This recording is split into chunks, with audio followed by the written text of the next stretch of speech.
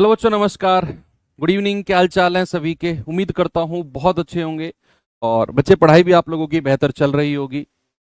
तो आज हम लोग एक अपना नया टॉपिक शुरू करने वाले हैं, और आप ये कह सकते हो कि एडवांस मैथ का लास्ट टॉपिक भी इसे कह सकते हैं, जिसका नाम है ज्योमेट्री।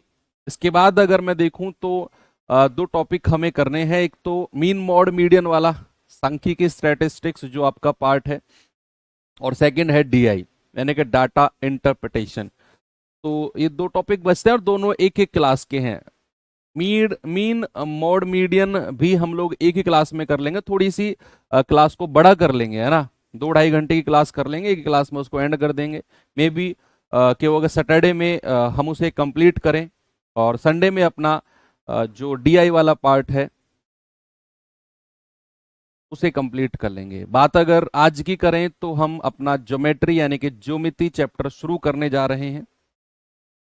चैप्टर फिर अगेन मैं कहूंगा कि ये 4 चैप्टर, एलजेब्रा, ट्रिग्नोमेट्री, ज्योमेट्री और मेंसुरेशन, ये बहुत बड़े बड़े चैप्टर्स हैं। 15-15, 20-20 क्लासेस 1-1 घंटे की अगर लगाई जाए तो इनमें लगेंगी। लेकिन हमें उस तरीके से पढ़ना है कि एक कंसाइज फॉर्म में चीजें हो भी जाएं, और जो हमारे एग्जाम में सवाल बने हैं अकॉर्डिंग टू प्रीवियस ईयर, उसी सिनेरियो पर चीजें हम सॉल्व कर पाए। ओके, ऐसे ही ज्योमेट्री को भी पढ़ने वाले हैं बच्चे। Geometry is nothing but all about angles. हमने जब मेंसुरेशन पढ़ा था तो सारी आकृतियां पढ़ी थी हमने, सारी जो फिगर्स थी उनके एरिया के बारे में हम लोगों ने देखा था, है ना। एरियाज क्या थे? कोई त्रिभुज हो, कोई चतुर्भुज हो, कोई बहुभुज हो, पॉलीगन्स वगैरह। वह पॉलीगन्स के तो हालांकि हमने एंगल्स वगैरह भी पढ़ लिए थे। अगर मैं आपको बताऊं तो जो पॉलीगन है वो पार्ट है आपका ज्योमेट्री का ही, लेकिन हमने उसे मेंसुरेशन में पढ़ लिया। चलो, एक पार्ट हमने ज्योमेट्री का मेंसुरेशन में पढ़ लिया था। पॉलीगन्स आपको याद होगा, जहां हमने नंबर ऑफ डायगोनल्स यानी कि विकर्णों की संख्या निकाली थी। इंटीरियर एंगल्स, आंतरिक कोण, बाह्य कोण, exterior angles, each interior angle, each exterior angle, प्रत्येक बाह्य कोण, प्रत्येक आंतरिक कोण, वो सब हमारा ज्योमेट्री का ही पार्ट था।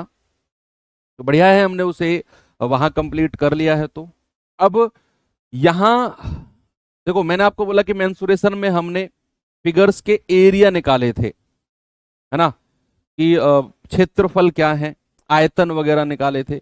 यहां ज्योमेट्री में प्रॉपर हम बात करेंगे किसकी? एंगल्स की। किसकी बात करेंगे बच्चे? एंगल्स की, यानी कि कोण की। तो चलिए शुरू करते हैं अपनी क्लास को। हमें रीड आउट करना है कि कोई त्रिभुज अगर हमने देखा तो त्रिभुज के एंगल्स किस तरह काम करते हैं।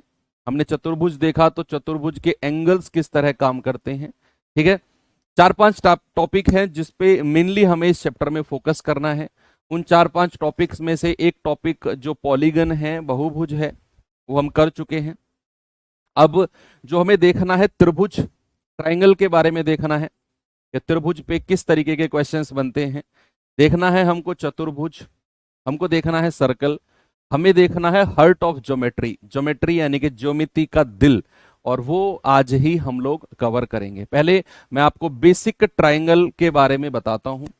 बेसिक ट्राइंगल, या फिर आप कह सकते हो कि अगर मैं बात करता हूं ट्राइंगल के बारे में, ट्राइंगल यानी कि त्रिभुज के बारे में अगर हम बात करें, थोड़ा सा आइडिया एंगल का मैंने आपको दे भी दिया था बच्चा, जब हम डिटेल में मेंसुरेशन में चीज पढ़ रहे थे कि कितने तरह के त्रिभुज होते हैं, है ना। स्केलीन ट्रायंगल होता है, आइसोसेलेस होता है, आपका इक्विलेटरल होता है, आपका राइट एंगल ट्रायंगल होता है। इन सब के बारे में आपको मैंने बताया भी था कि दो भुजाएं बराबर होती हैं। बच्चे, अगर मैं आपसे बात करूं बेसिक ट्रायंगल की, मैं आपको बता ही नहीं रहा कि कौन सा ट्रायंगल है। अगर मैं बेसिक ट्रायंगल की बात करूं तो वो स्केलीन होता है ना, विषम बाहु जिसकी सारी भुजाएं अलग अलग होती हैं। कोई भी त्रिभुज अगर मैं बनाता हूं, कोई भी त्रिभुज, ये ट्रायंगल मैंने बना दिया, आपके लिए नया नहीं है बच्चे। याद रखना, किसी भी त्रिभुज के जो तीनों एंगल्स होते हैं ना, जो तीनों एंगल्स होते हैं, इनको मैं नाम देता हूं θ1, θ2 और θ3। किसी भी त्रिभुज के जो तीनों एंगल्स होते हैं उनका सम, उनका योग हमेशा θ1 + θ2 + θ3, याद रखना बच्चे, हमेशा 180 डिग्री होता है, ऑलवेज इक्वल्स टू क्या होता है, 180। अब वो कोई भी ट्राइंगल हो, चाहे वो स्केलीन हो, विषमबाहु हो जिसकी सारी भुजाएं अलग अलग होती हैं, चाहे वो समबाहु हो जिसका तीनों एंगल बराबर होते हैं, चाहे वो आपका समद्विबाहु हो, आइसोसेलस हो जिसकी दो भुजाएं बराबर होती हैं, चाहे वो राइट एंगल हो जिसकी एक एंगल 90 डिग्री का होता है, हमेशा किसी भी त्रिभुज की अगर बात करेंगे तो उसके तीनों एंगल्स का सम क्या होगा, 180 डिग्री होगा। अब मैं आपको अलग अलग ट्रायंगल के थोड़ा सा एक रिवीजन तौर पे भी करा देता हूं। अगर मैं बात करता हूं बच्चे विषमबाहु की, विषमबाहु की, ठीक है, इंग्लिश वाले बच्चे लिखेंगे इसको स्केलीन, स्केलीन ट्राइंगल। तो विषमबाहु जिसके तीनों भुजाएं अलग अलग होती हैं, तो तीनों एंगल्स भी अलग अलग हो जाएंगे, θ1 θ2 θ3, है ना, अलग अलग एंगल्स हो जाएंगे तीनों। तो यहां पर अगर मैं θ1 प्लस θ2 प्लस θ3 अगर मैं कहूंगा तो 180 डिग्री होगा। इसके बाद अगर मैं बात करता हूं समबाहु की, समबाहु त्रिभुज, ये भी आपके लिए कोई नया नहीं है, इक्विलेटरल, इक्विलेटरल यानी कि जिसकी तीनों भुजाएं बराबर होती हैं, ऐसा त्रिभुज जिसकी तीनों भुजाएं क्या होती हैं, बराबर। बच्चे याद रखना, अगर तीनों भुजाएं बराबर है ना तो इसके तीनों एंगल्स भी बराबर होते हैं और वो 60-60 डिग्री के होते हैं। किसी भी मैं समबाहु त्रिभुज की अगर बात करता हूं तो उस इक्विलेटरल ट्रायंगल के तीनों एंगल्स, तीनों कोण बराबर होंगे और प्रत्येक कोण जो होगा, ईच एंगल जो होगा प्यारे भाई वो 60 डिग्री यानी कि 60 डिग्री का होगा। इसके बाद अगर हम बात करें, देखो एकमात्र यही एक ऐसा ट्रायंगल है, यही एक ऐसा ट्रायंगल है समबाहु त्रिभुज जिसके तीनों कोण फिक्स होते हैं। यही एकमात्र ऐसा ट्रायंगल है जिसके तीनों एंगल फिक्स होते हैं 60-60-60, अलग नहीं हो सकते। अगर तीनों एंगल 60-60-60 हैं तो वो इक्विलेटरल ट्रायंगल है। ओके, तीसरा अगर मैं कहूं समद्विबाहु, समद्विबाहु यानी कि आइसोसेलस, आइसोसेलस ट्रायंगल की अगर मैं बात करता हूं बच्चे, आइसोसेलस ट्रायंगल के बारे में मैंने आपको बताया था कि ऐसा त्रिभुज जिसकी दो भुजाएं बराबर होती हैं। मान लो ये भुजा इसके बराबर है, ये दो लाइन अगर मैं खींचता हूं ना, जो ग्रीन कलर में आपको दिख रहा है ना, ये ग्रीन कलर, ये ग्रीन कलर, इसका मतलब होता है कि ये दोनों भुजाएं बराबर हैं। बच्चे याद रखना, अगर ये दोनों भुजाएं बराबर है ना तो इनके संगत कोण, इनके संगत कोण भी बराबर होंगे, इनके संगत कोण भी क्या होंगे, बराबर होंगे। अगर ये एंगल थीटा है तो ये भी थीटा होगा, दो एंगल भी इसके इक्वल हो जाएंगे, किसके, आइसोसेलस यानी कि समद्विबाहु त्रिभुज के। ठीक है, आगे अगर मैं चलूं राइट एंगल यानी कि समकोण, समकोण त्रिभुज की अगर मैं बात करता हूं बच्चे, राइट एंगल की, राइट एंगल के बारे में मैंने आपको बताया था कि भैया इसका एक एंगल फिक्स होता है जो कि कितने का होता है, 90 डिग्री का होता है।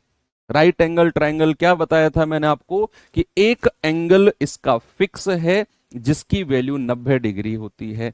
बच्चे अगर मैं आपसे पूछूं कि भैया इसके दो एंगल जो है θ1 और θ2, अगर मैं आपसे कहूं कि θ1 प्लस θ2 का मान कितना होगा दोनों का ऐड होकर, अगर मैं ऐसा आपसे पूछता हूं तो आपका जवाब क्या आएगा। मैंने कहा ये राइट एंगल ट्रायंगल है, इसका एक कोण 90 डिग्री फिक्स कर दिया मैंने, जो दो अलग अलग एंगल θ1 ये θ2 कर लेना, θ1 और θ2 जो दो अलग अलग एंगल है इनका योग अगर मैं आपसे पूछूं तो आपका जवाब क्या होगा। आप कहेंगे सर किसी भी ट्रायंगल में तीनों एंगल्स का जो सम होता है ना, तीनों एंगल्स का सम हमेशा 180 डिग्री होता है। तो क्या अगर मैं ऐसा लिख दूं कि 90 plus θ1 plus θ2 equal to 180 degree. किसी को कोई दिक्कत है? तो यहां से θ1 प्लस θ2 कितना हो जाएगा? 90 180 में से घटेगा तो θ1 प्लस θ2 क्या बचेगा? आप कहेंगे सर 90 डिग्री बचेगा। भाई मैंने कहा किसी भी त्रिभुज के तीनों एंगल्स को अगर आप जोड़ते हो तो वो 90 डिग्री देगा। अब एक 90 आधा हिस्सा तो ये ही लेके बैठ गया, आधा हिस्सा नहीं, ये गलत है। एक बच्चा कह रहा है सर 45 45, नहीं, कहा किसने बोला ये दोनों एंगल बराबर होंगे? यही गलती मत करना। ये गलती अक्सर बच्चे करते हैं कि इन दोनों का योग 90 डिग्री, तो ये 45 का, ये भी 45 का।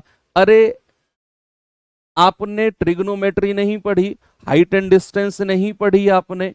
ये एंगल 60 का भी हो सकता है, ये 30 का भी हो सकता है, ये 30 का हो सकता है, ये 60 का हो सकता है, ये 20 हो सकता है, ये 70 हो सकता है, ये 10 डिग्री हो सकता है, ये 80 डिग्री हो सकता है। भाई बराबर नहीं होगा, इन दोनों का योग 90 डिग्री होना चाहिए। ये 15 हो सकता है, ये 75 हो सकता है। किसने बोला दोनों एंगल बराबर हैं? है ना?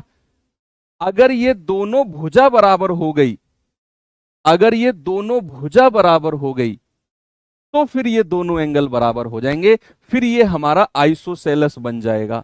अगर ये दोनों भुजा बराबर हो गई तो फिर ये दोनों एंगल आइसोसेलेस की तरह बराबर हो जाएंगे, फिर एक एंगल 45 डिग्री का बन जाएगा। लेकिन मैंने कहां बोला कि ये दोनों साइड इक्वल है ना?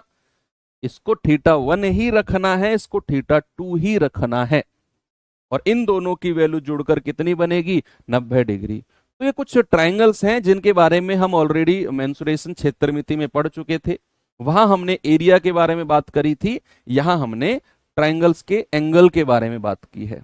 ओके, चलो आपको रिकॉल भी हो गई, चीजें याद भी हो गई फिर से। हाँ, अब अगर मैं आगे बात करूं आपसे कि कोई मैंने सीधी रेखा खींच दी, कोई सीधी लाइन खींच दी मैंने, इस पे मैंने पॉइंट दे दिया P। अगर मैं आपसे कहता हूं कि भैया यहां से चलो और वापस यहां इसी लाइन पे आके रुक जाओ, तो ये एंगल पता है किसका होगा? 180 डिग्री का होगा। हमेशा याद रखना, ये एंगल 180 डिग्री का होगा। एक सीधी रेखा का एंगल अगर मैं आपसे पूछता हूं तो ये एंगल हमारा 180 डिग्री होगा। सीधी रेखा का एंगल ऑलवेज 180 डिग्री।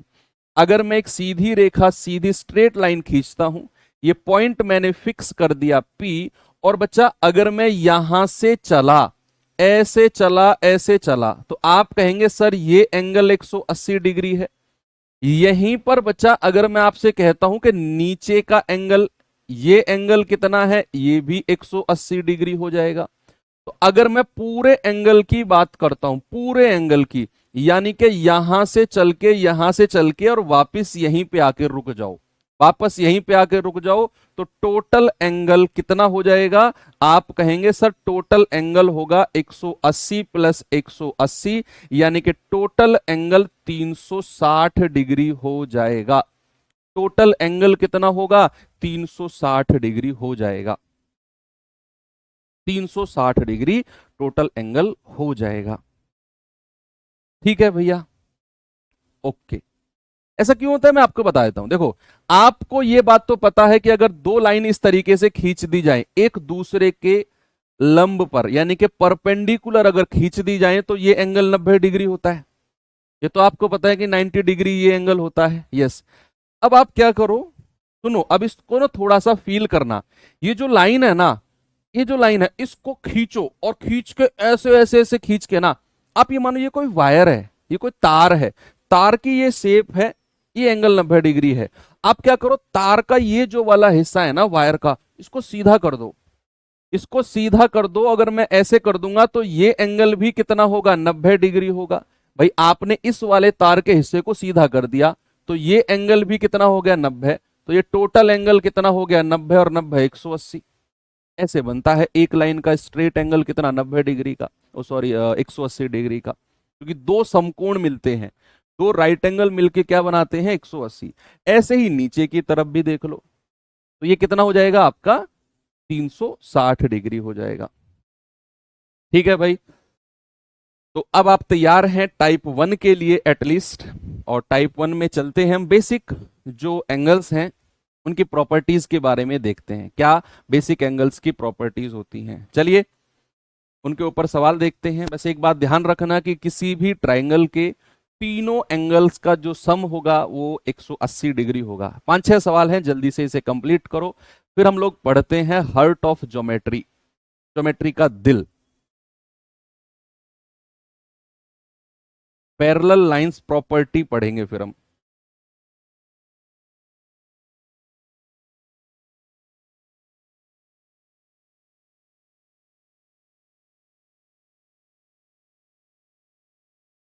सवाल करा यदि एक त्रिभुज के कोण का अनुपात 2 3 7 है तो सबसे बड़े कोण और सबसे छोटे कोण के योग का सबसे छोटे कोण से अनुपात बताना है। ये सवाल आपके आया हुआ सवाल है बच्चा, रेलवे में ही। भाई उसने बोला है कि कोई त्रिभुज है, कोई ट्राइंगल है, उसके एंगल्स का जो रेशियो है वो 2 3 7 है। मैंने आपको बताया कि एंगल का रेशियो अगर 2 3 7 है तो मैंने आपको बताया कि तीनों एंगल्स का जो सम होगा क्या वो 180 डिग्री होगा? होगा कि नहीं? यस सर, बिल्कुल होगा। तो भैया आप इनका अलग अलग एंगल अगर कहोगे, 7 और 3 10, 10 और 2 12, 12 यूनिट का मान कितना है? 180 डिग्री। तीनों एंगल्स को आपने, तीनों कोण को जोड़ा, एक यूनिट का मान कितना होगा? 180 बटा 12, 12 एकम 12, 12 पंजे 60। तो 2 का मान कितना होगा? 15 दूनी 30। 3 का मान कितना होगा? 15 तिया 45। और 7 का मान कितना होगा? 15 सत्ते 105। आपसे उसने कहा है कि सबसे बड़े और सबसे छोटे का सम यानी कि योग करो, 105 प्लस 30 अनुपात, और सबसे छोटा कोण, सबसे छोटा कितना है? 30। ये हो जाएगा 135 रेशियो 30। ये हो जाएगा कितनी बार जाएगा? 15 दूनी 30, 15 निम्मा 135, 9:2 आपका सही जवाब है। लेकिन अगर मैं कहूं कि इस सवाल में आपको एंगल निकालने की भी नीड नहीं थी, है भाई, अगर आपको मैं कहूं कि इस सवाल में आपको कोण निकालने की भी नीड नहीं थी, आपको रेशियो दिया हुआ था एंगल्स का कितना बचा? आपको रेशियो दिया हुआ था 2 3 और 7, और चीजें आपसे अनुपात में पूछ रहा है, रेशियो में। आपसे कह रहा है find the ratio of sum of largest and smallest. तो लार्जेस्ट कितना है? 7, स्मॉलेस्ट कितना है? 2। इन दोनों को जोड़ा, अनुपात, sum of largest and smallest angle to the smallest angle. तो स्मॉलेस्ट कितना है? 2। तो आप कहेंगे 7 और 2 9, 9:2। ऑप्शन नंबर सी हमारा सही है। तो बिना ओरिजिनल एंगल निकाले भी आपका आंसर आ सकता है, लेकिन वो मैंने आपको निकलवाया ताकि आपकी प्रैक्टिस हो जाए, आपको पता चल जाए कि रेशियो को ओरिजिनल एंगल्स में कैसे बदलते हैं। इसीलिए मैंने आपको ये चीज लिखवाई आपको, ठीक है? नहीं तो आप ऐसे भी कर सकते हैं। चलिए अगले सवाल पे चलते हैं और देखते हैं क्या इसका जवाब होगा।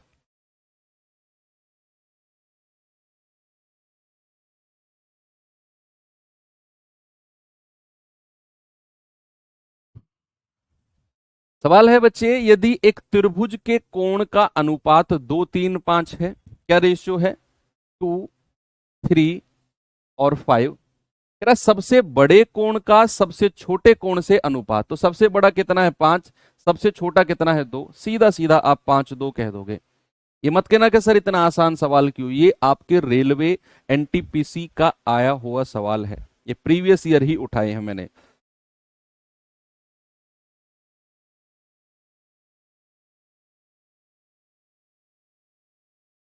ये सवाल देखिए जरा।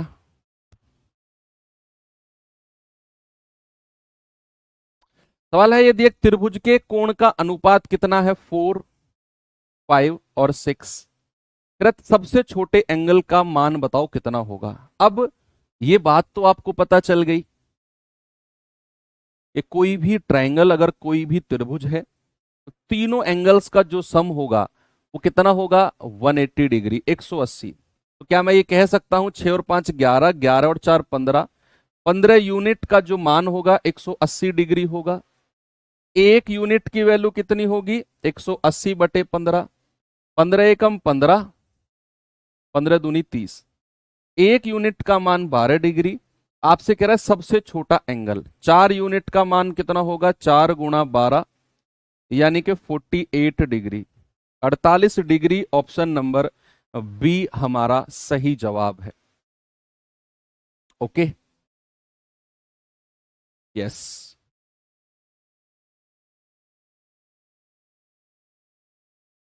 ये सवाल का जवाब बताओ मुझे जल्दी से।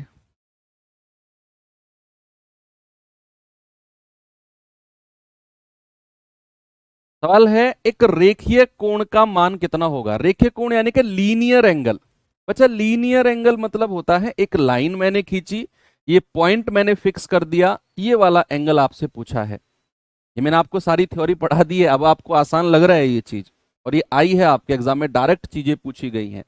मैंने आपको बताया ना बच्चा कि एडवांस मैथ से आपका जो पोर्शन है वो बहुत कम पूछा जाता है, लेकिन जो भी पूछा जाता है बहुत आसान पूछा जाता है। अब आप इस बात का विश्वास करो मत करो, मैंने आपका जितना एनालिसिस पीवाईक्यूज का किया है, एडवांस मैथ के 4 चैप्टर्स का, चाहे वो मेंसुरेशन हो, एलजेब्रा हो, ट्रिग्नोमेट्री हो, आपका ज्योमेट्री हो, बहुत कम क्वेश्चंस आते हैं आपके एएलपी में, लेकिन जो भी आता है वो बहुत आसान आता है। ठीक है, तो ये एंगल लीनियर एंगल कितना होता है? 180 डिग्री। ऑप्शन नंबर बी हमारा बिल्कुल सही है।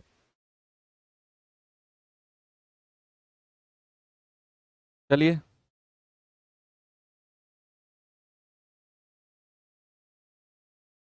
ये सवाल करिए जरा।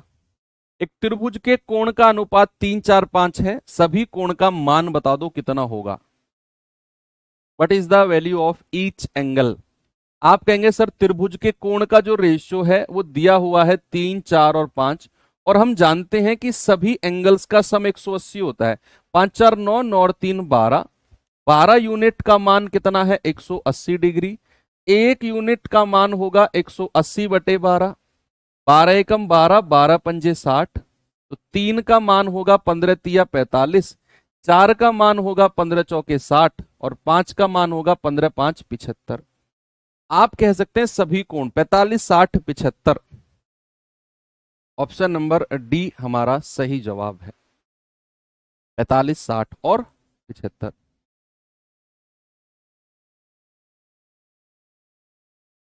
ये सवाल करिए।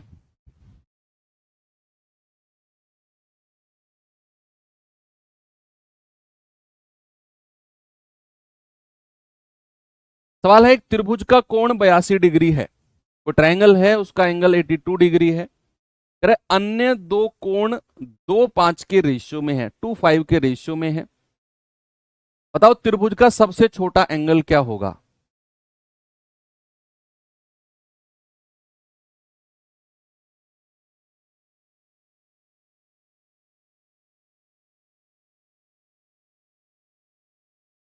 करिए इसको।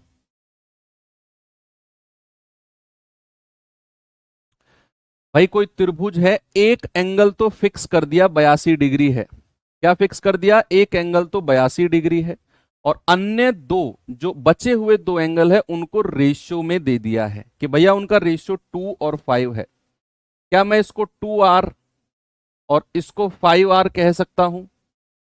भाई एक को मैंने 2r और एक को मैंने 5r कह दिया, तो क्या इन तीनों का सम यानी कि 82 degree plus 2r plus 5r, क्या इन तीनों का सम मिलकर 180 डिग्री के बराबर होगा? यस। तो 5 और 2 7r बराबर 180 माइनस 82, 10 में से 2 गए 8, 17 में से 8 गए 9, तो यहां से r कितना हो जाएगा? 98 बटा 7, 7 एकम 7, 7 चौके 28, r का मान आ गया 14, तो 2r का मान कितना होगा? 14 दूनी 28 और 14 पंजे 70। कितना होगा? 14 पंजे 70। आपसे कह रहा है त्रिभुज का सबसे छोटा एंगल। भाई एक एंगल 82 है, एक 28 है और एक 70 है। सबसे छोटा कौन सा है? 28 डिग्री का, और वही हमारा जवाब होगा यही एंगल हमारा क्या होगा बच्चा, यही एंगल हमारा स्मॉलेस्ट होगा, सबसे छोटा एंगल। चलिए थोड़ा सा लेवल बढ़ाते हैं और करेंगे इस सवाल को।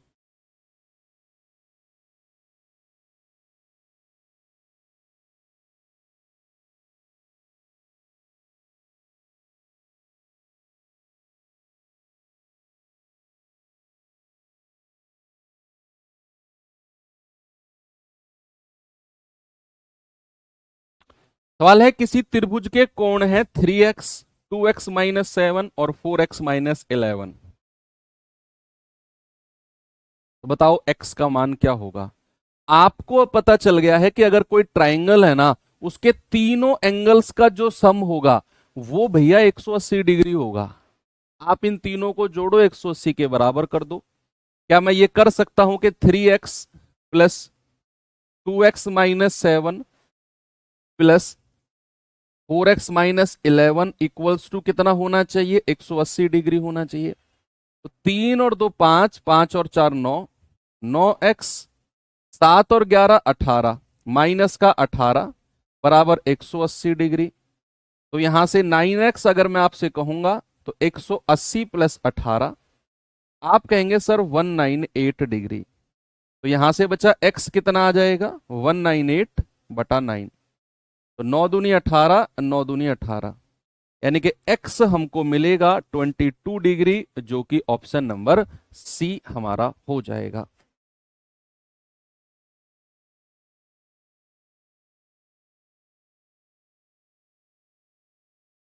ये सवाल बताइए जल्दी से।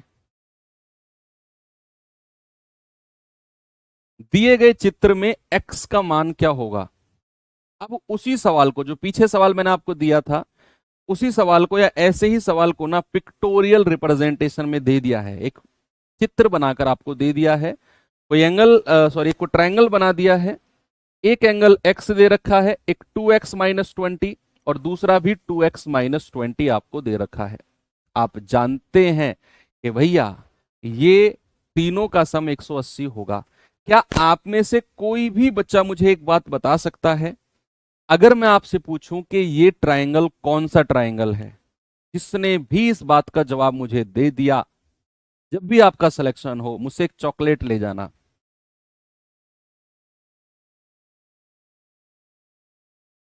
आपकी चॉकलेट उधारी रहेगी, जिसने भी इस बात का जवाब दे दिया। अगर मैं आपसे पूछूं कि ये कौन सा ट्रायंगल है, बता सकते हैं।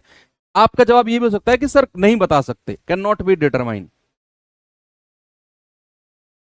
ये भी आपके पास एक ऑप्शन है।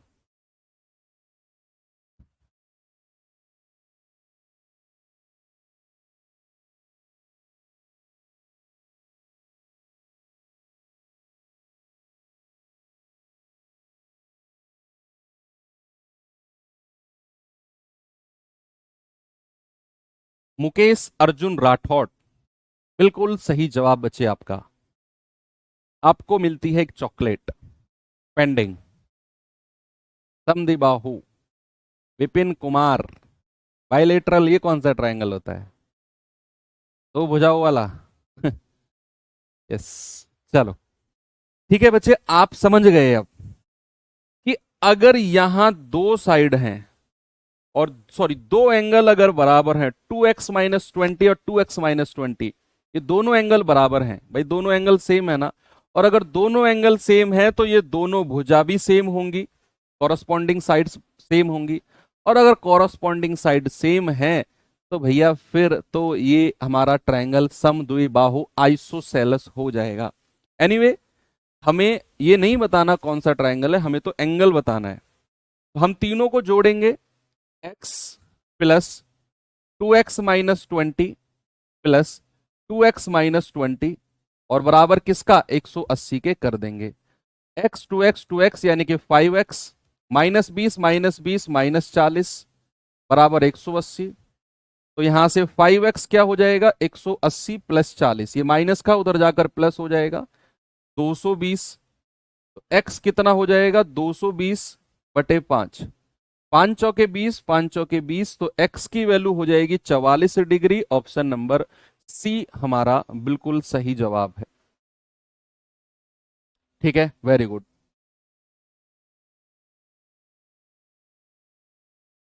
ये सवाल बताइए, नीचे दिए गए त्रिभुज एबीसी में ए बी बराबर बी सी है। उसने बोला है बच्चा कि ए बी, यानी कि ए बी जो है ये बी सी के बराबर है। देखो उसने साफ साफ बोला है ए बी बराबर क्या है, बी सी है। Angle B equals to X, angle A equals to 2x - 20। तो एंगल बी क्या होगा। अच्छा एक बात बताओ, अगर ए बी हमारा बी सी के बराबर उसने बोल दिया, तो क्या ये एंगल आइसोसेलेस नहीं हो गया, समबाहु समद्विबाहु नहीं हो गया, जिसकी दो भुजाएं बराबर होती हैं। तो ये अगर 2x - 20 है तो ये भी तो 2x - 20 हो जाएगा। भाई वो भी तो 2x - 20 हो जाएगा। उसने बोला ए बी बराबर बी सी, तो ये एंगल बराबर ये एंगल, आइसोसेलेस की प्रॉपर्टी होती है। तो अब आप तीनों को जोड़ सकते हो। हालांकि ये सवाल वही बन गया जो हमने अभी किया है, x 2x - 20 और 2x - 20 वही तो बन गया। तो यहां से x का मान हमारा कितना आ जाएगा, अभी तो सॉल्व किया है। x कितना आ जाएगा यहां पर, 44 डिग्री। क्वेश्चन नंबर कौन सा किया हमने, as per question number 9। Question number 9 कितना आएगा, x बराबर 9, और यही हमारे एंगल बी का मान हो जाएगा। वही आपसे पूछा है, एंगल बी कितना होगा, और आपका जवाब होगा ऑप्शन नंबर सी। सॉल्व कर लो, आप तीनों को जोड़ के 180 के बराबर कर दो, फिर से आपका वही 44 आंसर आ जाएगा।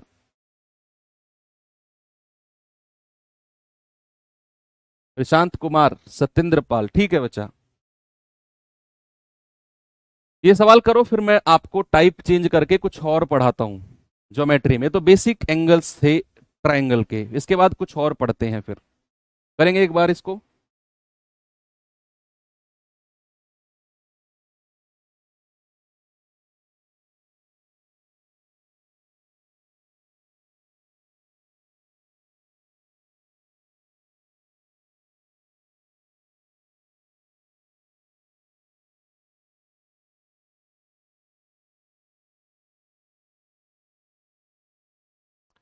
कह रहा है यदि एक त्रिभुज के कोण का अनुपात 2, 3, 5 है, तो सबसे बड़े कोण और सबसे छोटे कोण के योग का, ये तो सवाल कर तो लिया यार, ये तो आसान है। अब भाई 2, 3, 5 है, रेशियो आपसे पूछा है। कह रहा है सबसे बड़े और सबसे छोटे का योग 5+2 का सबसे छोटे से अनुपात 2 से अनुपात 7:2। ज्यादा दिमाग मत लगाओ, कितना बन जाएगा, 7:2। ठीक है, हटाओ इसे। बेसिक एंगल्स की प्रॉपर्टी आप सीख चुके हैं।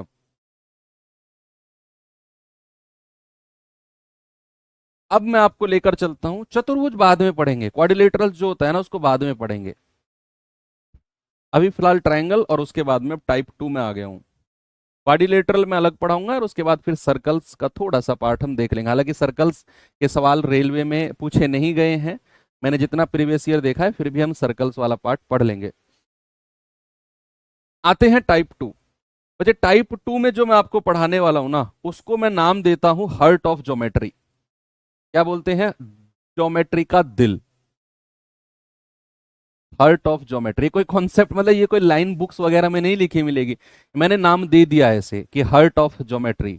यानी कि यहीं से पूरी की पूरी जो ज्योमेट्री है ना, यहीं से पूरी की पूरी ज्योमेट्री के तार जुड़े हुए हैं।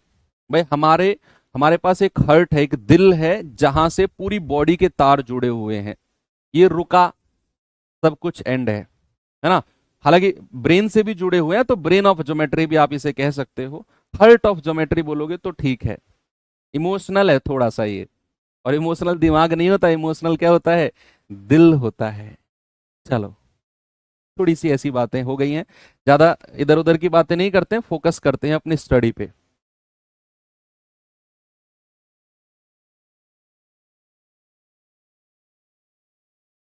क्या है, देखेंगे जरूर। When when a transversal line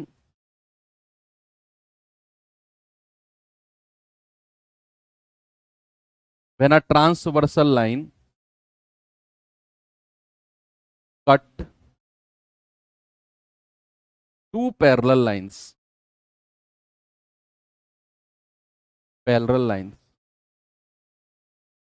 जब एक जब एक तिर्यक रेखा, तिर्यक रेखा दो समांतर रेखाओं को, दो समांतर रेखाओं को प्रतिच्छेदित करती है।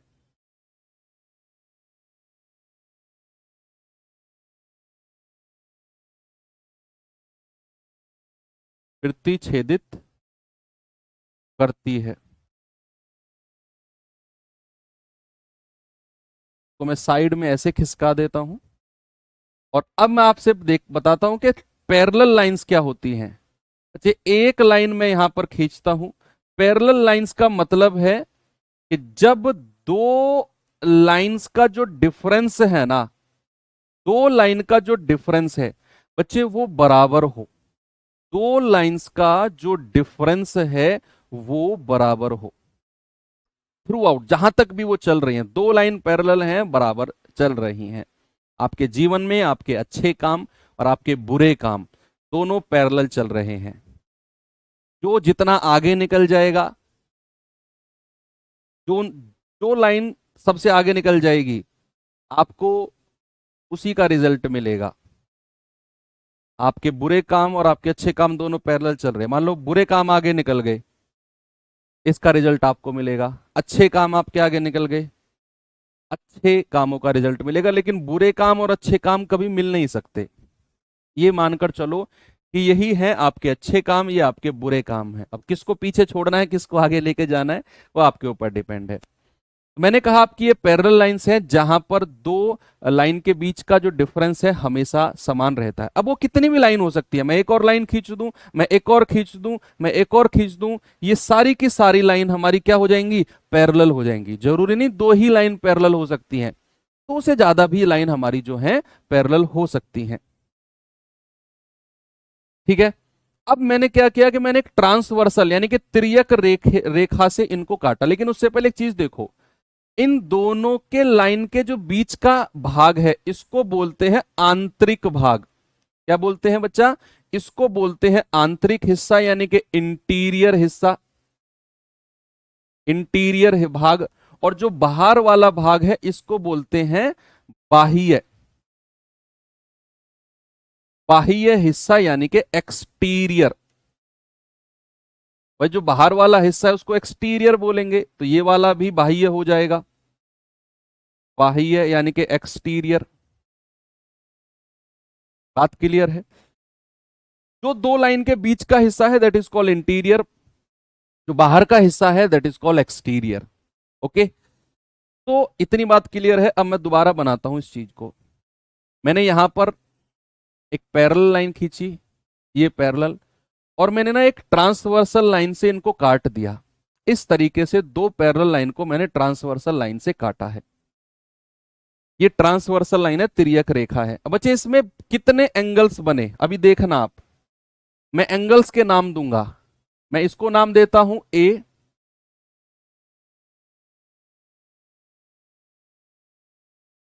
नहीं नाम के साथ साथ हम पढ़ेंगे भी, धीरे धीरे पढ़ते हुए चलेंगे कि कौन से एंगल क्या क्या होते हैं। भाई देखो, एक एंगल पहले नाम ही दे देते हैं। ये मैंने ए दे दिया, ये मैंने बी दे दिया, ये मैंने सी दे दिया, ये मैंने डी दे दिया, ये मैंने ई, ये एफ, ये जी और ये एच। लिख लो आप इन सबको, है ना। ये 8 एंगल बनते हैं जब एक ट्रांसवर्सल लाइन किसी भी दो समांतर रेखाओं को काटती है।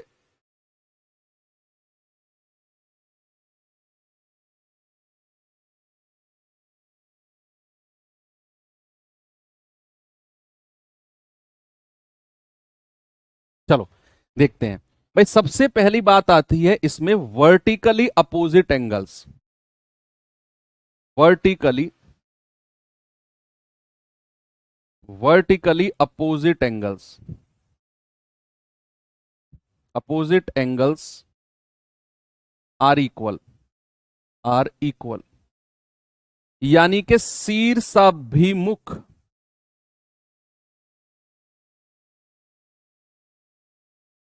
शीर्षाभिमुख, भाई देख लेना थोड़ा सा ऐसे लिखते हैं,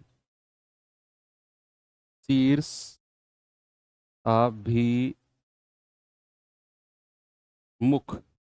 शीर्षाभिमुख जो कोण होते हैं वो बराबर होते हैं। मेरी मानो ना, आप इंग्लिश में ही थोड़ा सा देखो, इंग्लिश हिंदी में तो बड़े उटपटांग नाम है, हिंदी इंग्लिश में देखो कि वर्टिकली अपोजिट, अपोजिट यानी कि उल्टे।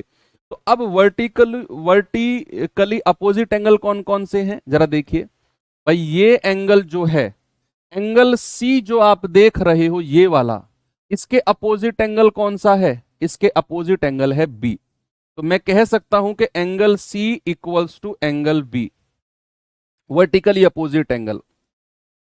मैंने कहा क्या एंगल ए एंगल डी के अपोजिट है, यस, तो angle A equals to angle D.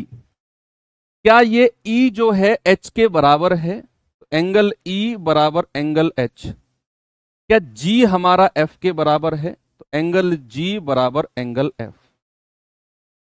ठीक है, वर्टिकली अपोजिट एंगल्स जो होंगे बच्चे वो हमारे बराबर हो जाएंगे। आप इसे नोट कर लो, फिर मैं अगली प्रॉपर्टी की तरफ आपको लेकर चलता हूं। ठीक है, तो वर्टिकुलर देखो, ये अगर मैं लाइन ऐसे खींचता हूं ना, तो अगर मैं इन एंगल्स की बात करूंगा तो this is called vertically opposite angles. In angle की बात करूंगा इस पॉइंट से, ये एंगल वर्टिकली अपोजिट, ये एंगल वर्टिकली अपोजिट, ये दोनों एंगल बराबर होते हैं। तो ये लाइन ऐसे ही तो चली, तो वर्टिकली अपोजिट एंगल्स क्या होते हैं बच्चा, ये बराबर होते हैं। ग्रुप डी में नोट चलेगा सर? बिल्कुल चलेगा बच्चा।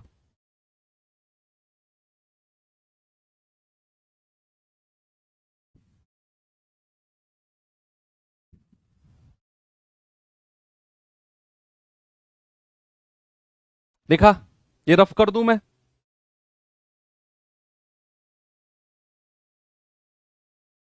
ये रफ कर दूं, चलो दूसरा पॉइंट यहीं लिख दूं। दूसरा पॉइंट क्या है कि संगत कोण, यानी कि कॉरस्पॉन्डिंग एंगल्स, कॉरस्पॉन्डिंग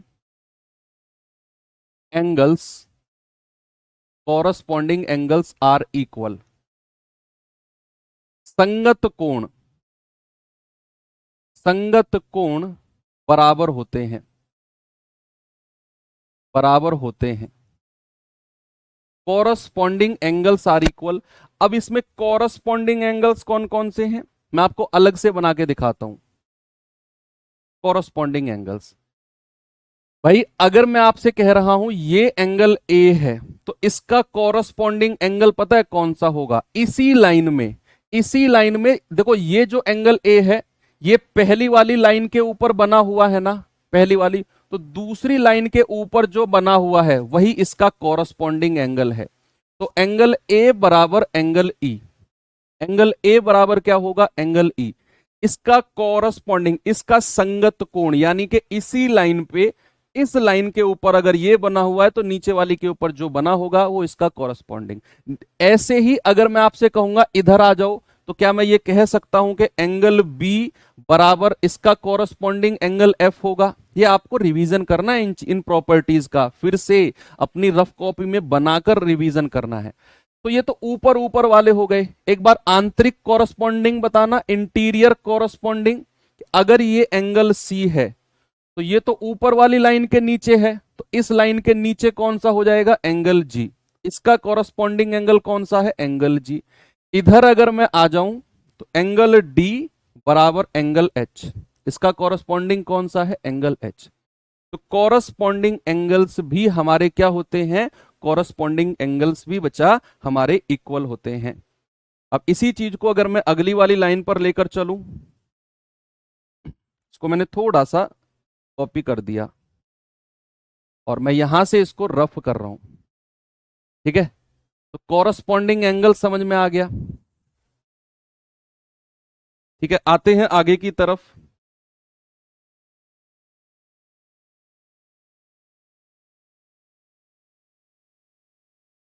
तीसरा लिखो, अल्टरनेट, अल्टरनेट अपोजिट एंगल्स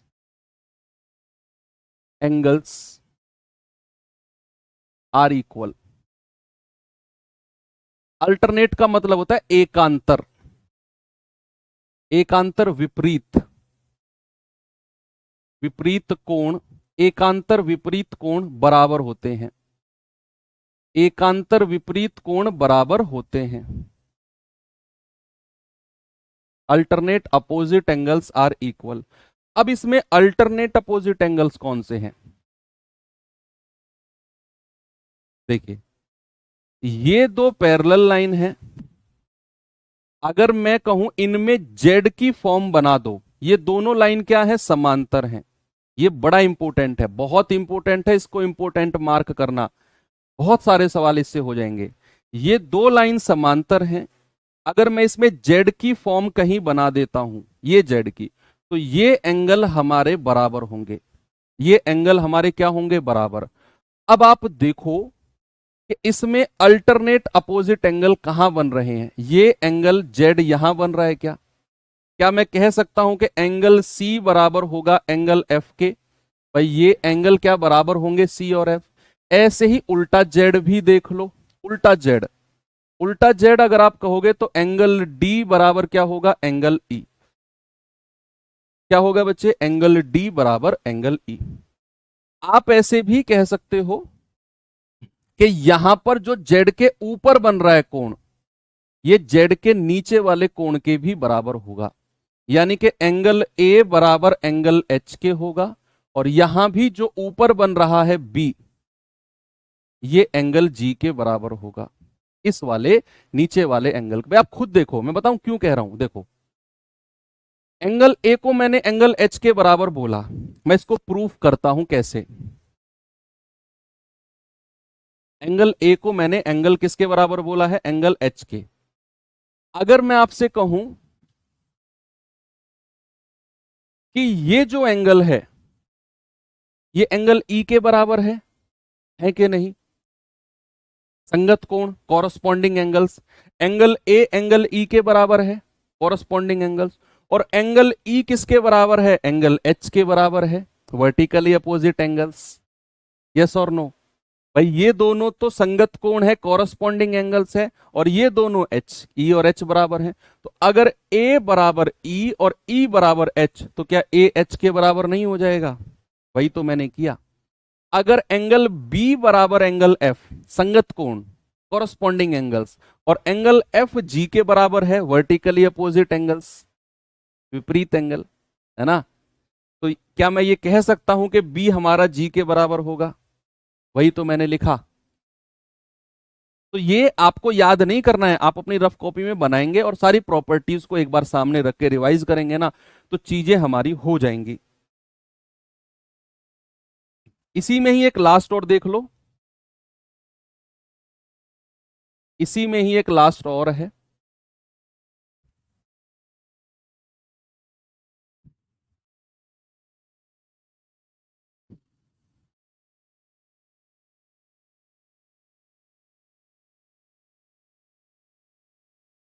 तीन, हाँ,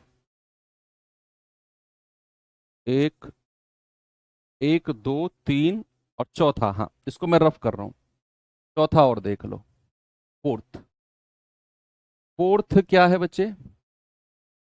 अगर मैंने ये कोई दो पैरेलल लाइन खींची है, मैं एक ट्रांसवर्सल लाइन खींचता हूं, तो इन दोनों का सम बच्चे, इन दोनों का सम यानी कि थीटा वन और थीटा टू, याद रखना theta one plus theta two बराबर 180 डिग्री होना चाहिए।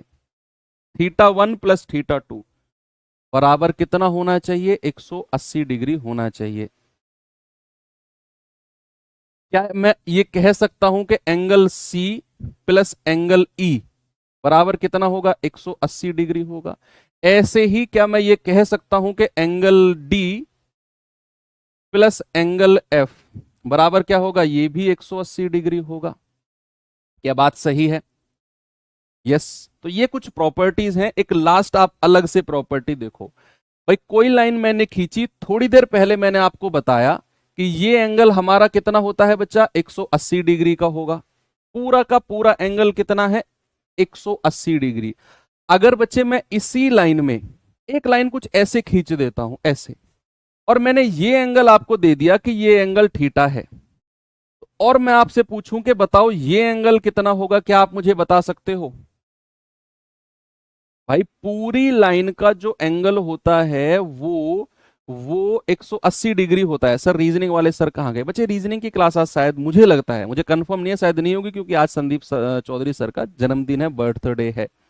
आई थिंक इसी वजह से शायद वो क्लास आज नहीं ले पाएंगे। सेलिब्रेशन साल में एक ही दिन आता है, वार्धक्य दिवस। चलो, क्या बोला मैंने कि पूरा जो एंगल है ये कितना है, 180 डिग्री है। अगर ये एंगल थीटा है, ये पूरा 180 है, तो क्या ये एंगल 180 माइनस थीटा नहीं होगा? 180 माइनस थीटा, यस।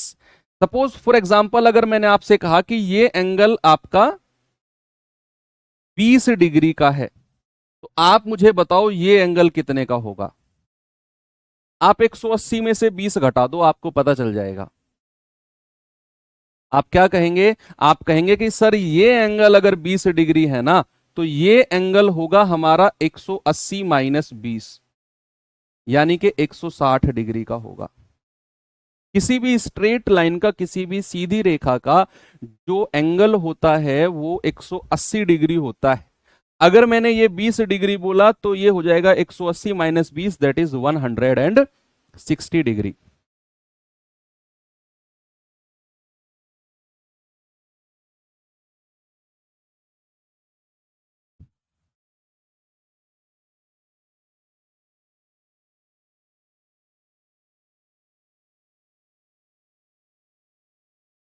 ओके, तो इतनी सारी चीजें आपने की, इनका रिवीजन आप करेंगे। अब मैं आपको सवाल देता हूं, जल्दी से मुझे आंसर बता दो इसका।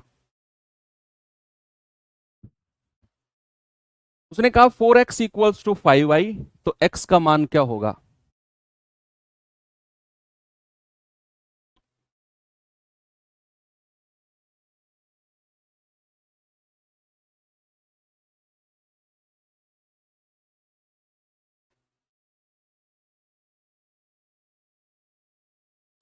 देखो, आप जानते हैं कि अगर एक स्ट्रेट लाइन पर ऐसे लाइन खींच दी तो x प्लस वाई दोनों मिलकर क्या बनाएंगे? 180 डिग्री बनाएंगे। भाई x और y मिलकर क्या बनाएंगे? 180 डिग्री बनाएंगे। ये बात तो बिल्कुल क्लियर है। अब हमें x और y का रेशियो देखना है। अगर बच्चा मैं यहां से x और y का रेशियो आपसे पूछूंगा, तो x के सामने क्या है? 5, और y के सामने क्या है? 4। तो x और y का रेशियो कितना हो गया? 5:4। तो क्या मैं ये कह दूं कि 5 और 4 9, 9 यूनिट का मान 180 डिग्री है। एक यूनिट का मान होगा 180/9, यानी कि 20 डिग्री। x का मान क्या होगा? 5 गुणा 20, यानी कि 100। Very simple. कितना होगा? 100 डिग्री। रीजनिंग की सुपर 30 की क्लास लास्ट 10 दिन से नहीं हो रही है, कोई न्यूज़ है तो सर प्लीज़। यार मेरे पास कोई न्यूज़ नहीं है, मैं पता करता हूँ टीम में कुछ होगा तो ऐसा।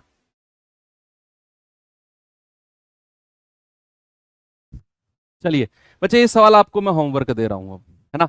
कल यहीं से शुरू करेंगे। मुझे उम्मीद है कि जितना भी ज्योमेट्री आज मैंने आपको पढ़ाया वो समझ में आया होगा। बहुत ही सुलझाकर चीजें पढ़ाने की कोशिश कर रहा हूँ ज्योमेट्री में। थोड़ा सा उलझा हुआ टॉपिक है। धीरे धीरे धीरे धीरे मैं चाहता हूं कि जितना भी मैं आपको कराऊं वो आपको 100% क्लियर होना चाहिए। चलिए, कल करेंगे बाकी वाला पार्ट। इस वीक हो जाएगा एंड सिलेबस। सैटरडे संडे भी हम क्लास लगाएंगे, संडे में एंड कर देंगे सिलेबस को। बाकी मिलते हैं अब नए कल के सेशन में। थैंक यू, बाय बाय, जय हिंद।